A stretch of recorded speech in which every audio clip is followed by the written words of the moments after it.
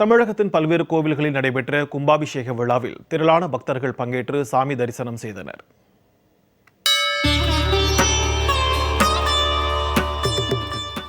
திருச்சி மாவட்டம் அரியமங்கலம் பகுதியில் உள்ள புற்றுக்கண் நாகவன துர்கா பரமேஸ்வரி திருக்கோவில் மகா கும்பாபிஷேகம் வெகு விமரிசையாக நடைபெற்றது. அதன்படி யாகசாலையில் வைத்து பூஜிக்கப்பட்ட கடங்கள் மங்கள வாத்தியங்கள் முழங்க புறப்பாடாகி பின்னர் வேத விற்பனர்களால் மந்திரங்கள் முழங்க புற்றுக்கண் நாகவன துர்கா பரமேஸ்வரி விமான கலசங்களுக்கும் அதனைத் தொடர்ந்து மூலவ மூர்த்திகளுக்கும் புனித நீர் ஊற்றி வழிபாடு நடைபெற்றது.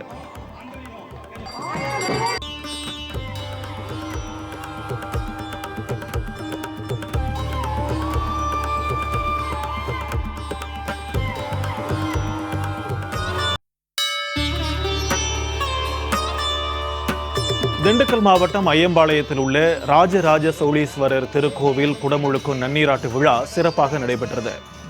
முன்னதாக யாகசாலையிலிருந்து கடம் புறப்பாடு நடைபெற்றது. அதனைத் தொடர்ந்து மூலஸ்தான மூர்த்திகள் பரிகார தெய்வங்களுக்கு சிறப்பு பூஜை செய்யப்பட்டு கோபுர விமான கலசங்களுக்கு புனித நீர் ஊற்றப்பட்டது. பின்னர் அனைத்து தெய்வங்களுக்கும் சிறப்பு பரிகார பூஜைகள் நடைபெற்றன.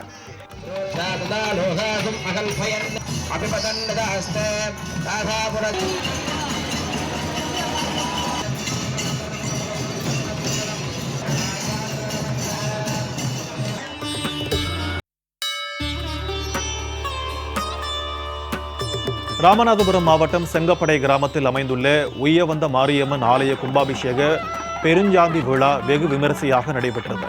முன்னதாக சிவாச்சாரியார்கள் வேத மந்திரங்கள் முழங்க மங்கள இசை வாத்தியங்களுடன் கடம் புறப்பாடு நடைபெற்றது. தொடர்ந்து கோபுர விமான கலசத்திற்கு புனித நீர் ஊற்றி மகா கும்பாபிஷேகம் நடைபெற்றது.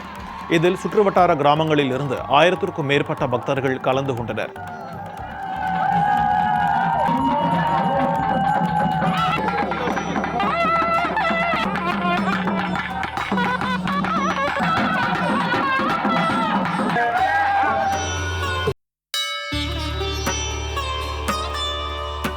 நாமக்கல் மாவட்டம் நாமகிரிப்பேட்டையில் திருநங்கைகளின் சார்பில் கட்டப்பட்ட அங்காளம்மன் கருப்பனார் ஆலயத்தில் கும்பாபிஷேக விழா நடைபெற்றது. முன்னதாக யாகசாலை பூஜைகள் நடைபெற்று ஆலய கோபுரங்களுக்கு வேத மந்திரங்கள் முழங்க மகா கும்பாபிஷேகம் நடைபெற்றது. பின்னர் புனித நீர் பக்தர்கள் மீது தெளிக்கப்பட்டது.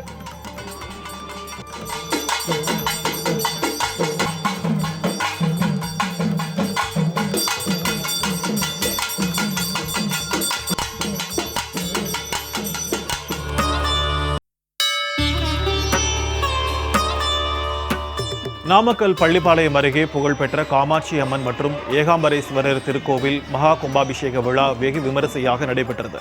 அதன்படி ஆலய கோபுரத்திற்கு மேல் தத்ரூபமாக அமைக்கப்பட்டிருந்த சுமார் 30 அடி உயரமுள்ள சிவபெருமான் திருவுருவ சிலை மற்றும் காமாட்சி அம்மன் திருவுருவ சிலைக்கு புனித நீர் ஊற்றி வழிபாடு நடைபெற்றது.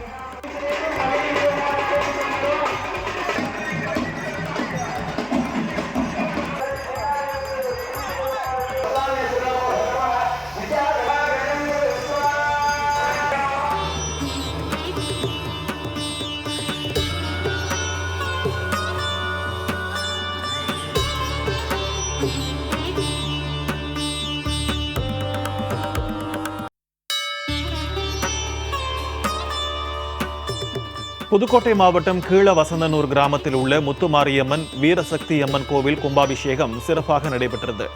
முன்னதாக யாக பூஜை நிறைவுற்று கடம் புறப்பாடு நிகழ்வு நடைபெற்றது.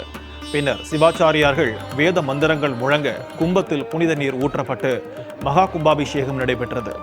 ஆயிரக்கணக்கான பக்தர்கள் கலந்து கொண்டு கோபுர தரிசனம் செய்தனர்.